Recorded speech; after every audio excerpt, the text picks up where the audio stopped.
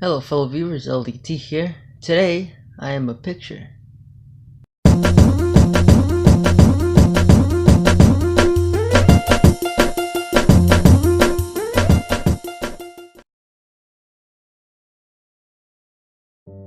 Hello fellow viewers, LDT here. Today, I'll be talking about the fundamentals to training anything that is alive. But before I get started, I just want to say that all of my links that I used will be down in the description. So make sure to check that out if you're interested.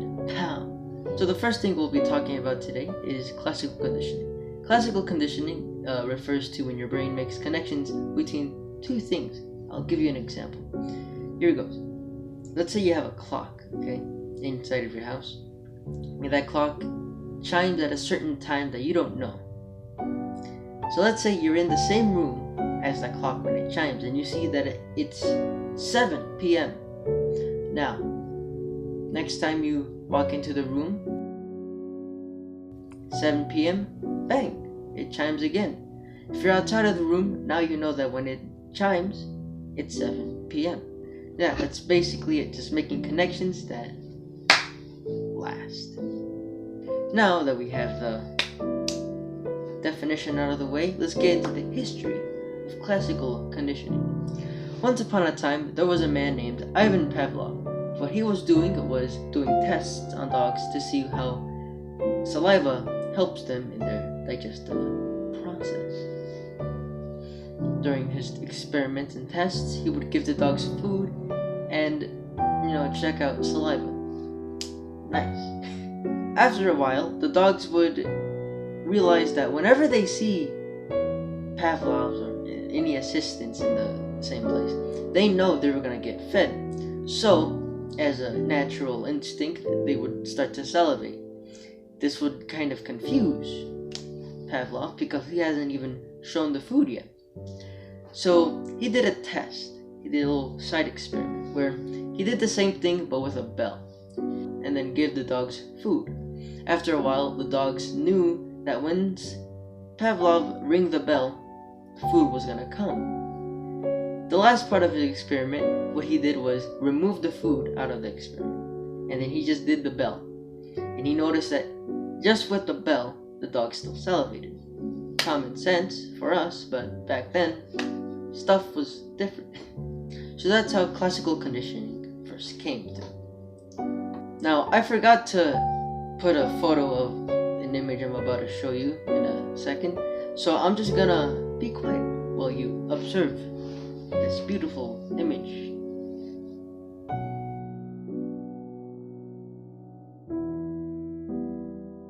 Now, besides classical conditioning, there is also another different type of conditioning, which is called operant conditioning. What operant conditioning is kind of the same as classical, but the only difference is that it has a reward and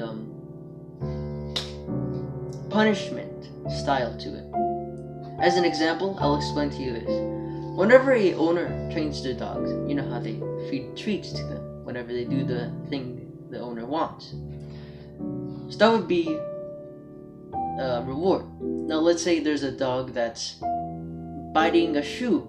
The owner wouldn't want that, so what he does, he scolds the dog, which is a punishment. With that out of the side, let's get into the history of operant conditioning, and I can't see. Another once upon a time, there was a man named B.F Skinner, who was a famous behaviorist, known for being involved in the creation of operant conditioning. He based operant conditioning off another theory called the law of effect. The law of effect existed in the 1800s, 1898 to be exact, and was created by a guy named Edward Thorndike. The only changes that B.F. Skinner did to the law of effect was he added the system of punishment, rewards, and so on and so on. Now, operant conditioning has a few categories. The first one is, of course, punishment and reinforcement. You already know what that is. Punishment, you get punished. Reinforcement is like the reward system. Then there's negative and positive. What negative means isn't bad, it's taking away. And positive means adding. Now there's a few combinations of these categories, such as negative punishment, where you take away something good. Then there's negative reinforcement, where you take off something bad. Then there's positive punishment, where you add something bad. And then there's positive reinforcement, where you add something good. Now a few uses for this operant conditioning is you could teach somebody, like a dog or somebody, a kid, trick. You wouldn't teach a kid tricks. You know, just teach them stuff, behaviors. Now, not only does this apply to other people, but it can also be self-done, which means you could do it on yourself. Of course, it takes self-discipline. Now, before I end the video, I just want to give my opinion on punishment. Here's how it goes. Let's say there's a kid misbehaving in class. Punishment would be okay there. But once a kid starts to behave badly all the time, it's time to implement reinforcement. And here's my reason. If you're going to punish a kid, usually it doesn't end very well on your relationship with the kid.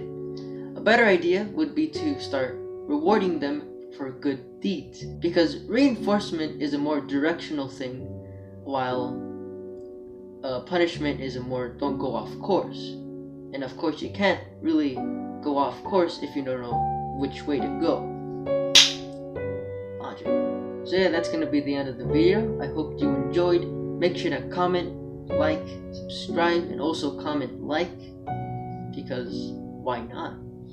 If you liked this video, please tell me in the comments, because I would be very interested in making another video like this. And if not, too bad.